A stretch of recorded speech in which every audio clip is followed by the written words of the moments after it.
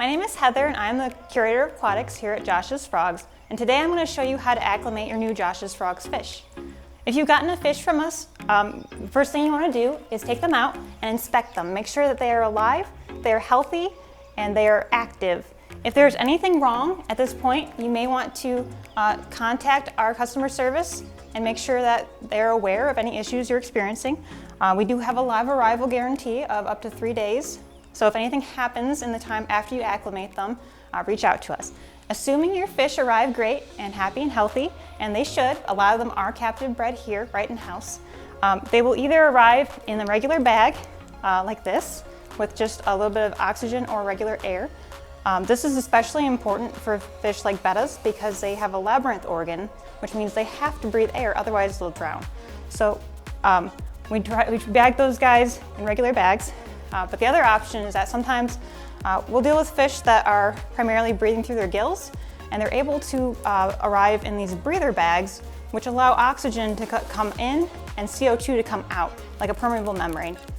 So these are actually really great because they cut down dramatically on the amount of space that these fish occupy in the box, which means we can fit more fish in a box to you.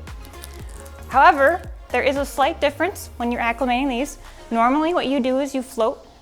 You are also able to drip acclimate. You can see our blog about how to do that. So here I have a couple of Endler's live bearers. These guys are not air breathers, they're in a breather bag. And then I've got a betta, one of our fancy bettas that'll be on WYSIWYG. These fish are compatible, so you may buy both of them and get them like this, and then you notice that there's different bags. What you do to acclimate a breather bag fish is simply when you get them, make sure they're not too cold, maybe let them get to room temperature, and then you want to cut them open, kind of like this, and get a container, like a deli cup or a Tupperware container, or just anything you can float into the tank. And you can dump them right into the cup. So these guys are ready to acclimate. These are going to be floated in this cup, and the guppies are going to be floated in the cup, and the betta is going to be floated in the bag. What you want to do next, before you float them, is make sure, this is very important, that you turn off any lights that you have in your aquarium. If you leave this light on, because of the process of the time it takes to the temperatures to equalize, sometimes the fish floating up here is getting the extra heat from the light, and so you want to make sure that this is off. This is really nice because this is just a touch and it's off. These fluval kits are available on our website. We do have a betta specific kit, and it will look a lot like this. Decorations will kind of be your own option. So actually for this setup, we're going to go a step further, and we are going to remove the light. It does screw into place, so if you try to remove the top, you kind of have to remove the light with it. And then you want to take the top off. If you have other fish in the tank that you're acclimating in, you may want to just sort of leave the top sort of ajar, maybe like this, so that those fish, or maybe use a little bit of plastic bags and things like that to keep the fish from jumping if you're worried about your fish jumping. This tank is currently empty, so we're going to go ahead and just keep the top off. We're going to float this bag here, and then we're going to float this cup here. So the cup will ideally sort of sit like this. You want to make sure that it doesn't tip over.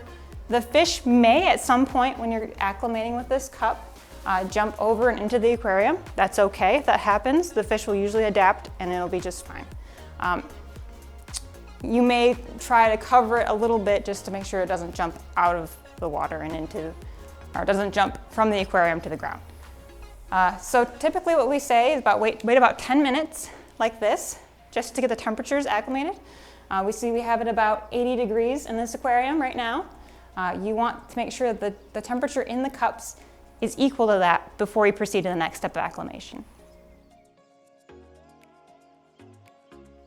So now that it's been 10 minutes, we can check the temperatures of these fish that are acclimating. We will have to cut open the bag with the betta to check the temp. But for our guppies over here, we can simply remove the thermometer and check it here. And you can see that it's climbing. It's about roughly, it might be a little bit cooler, but it's good enough to start adding water. So for the cup, this means you simply just add a little bit at a time. maybe about a 10% volume increase.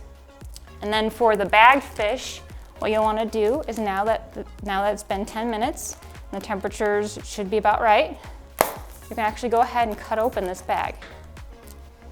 And then what you'll do is you'll let in a little bit of the water, kind of like this, being careful not to let water come out. And then you want to increase it maybe 25% of the water volume.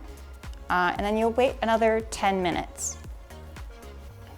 And you'll want to make sure that while this is happening, especially with this bag here, you want to make sure that you kind of secure it so it's in place, so it's not falling into the water. If it falls into the water, then the fish will be let into the aquarium, maybe prematurely. So if you kind of use the bag to kind of stick it to the side, you can use the lid to sort of keep it in place if you have to.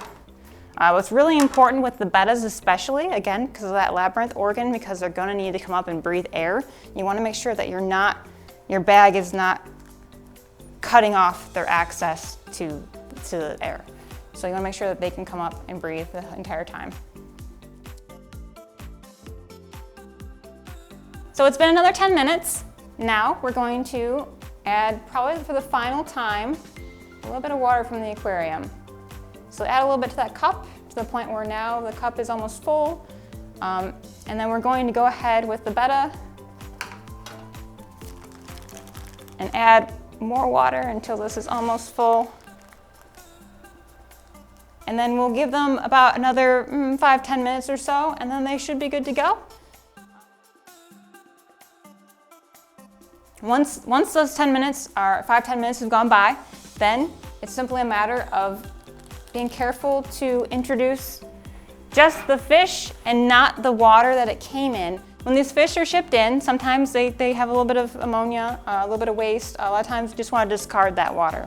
So what we do is we tell you to get a bucket and get a net. And you want to pour the fish into the net like this and very quickly put it into the aquarium. Once your betta is in the aquarium, it should be fully acclimated. If you choose to quarantine the fish, you want to treat this tank like a quarantine. If it is your main community tank, we do have the 2-week quarantine that all of our fish go through before they get to you. If there are any issues arise within 3 days from now, you'll reach out to us and we'll try to troubleshoot it the best we can.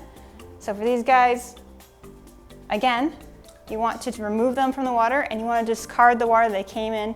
And you will lose a little bit of aquarium water in the process. You can always top this off later with RO water or treated tap water. And you'll simply pour them from the cup right into the net, immediately into the aquarium. After your fish are fully acclimated, then you can safely place the lid back on the aquarium, like so. And you can put the light back on the aquarium as well. We would probably suggest that you leave the lights off for the first 24 hours unless you have a planted aquarium where you cannot do that.